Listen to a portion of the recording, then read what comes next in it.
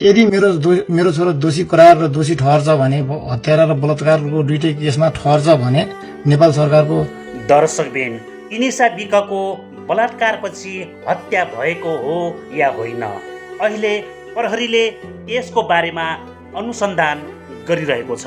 तर सामाजिक सञ्जालमा धेरैले बलात्कारपछि हत्या भएको हुन सक्ने सबैले बताइरहेका छन्। बलात्कारको आरोप लागेका युवाका बुबा सोसल मिडियामा आएर भन्दैछन्, यदि मेरो छोरो हत्या र बलात्कारको दुवै केसमा ठहर्छ भने अब बालेन सरकारको नयाँ सरकार बन्नेछ। त्यो सरकारलाई अनुरोध गर्दछु कि मेरो छोरोबाट फाँसीको सुरुवात गरियोस् भन्नेछन्। यो सुन्नुहोस्।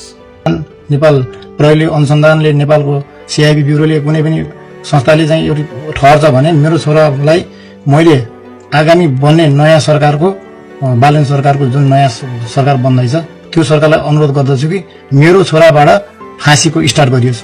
दर्शकबिन प्रहरीको अनुसन्धानमा रहेको यो घटना केही दिनमा अवश्य नै सार्वजनिक गर्ने नै छ प्रहरीले।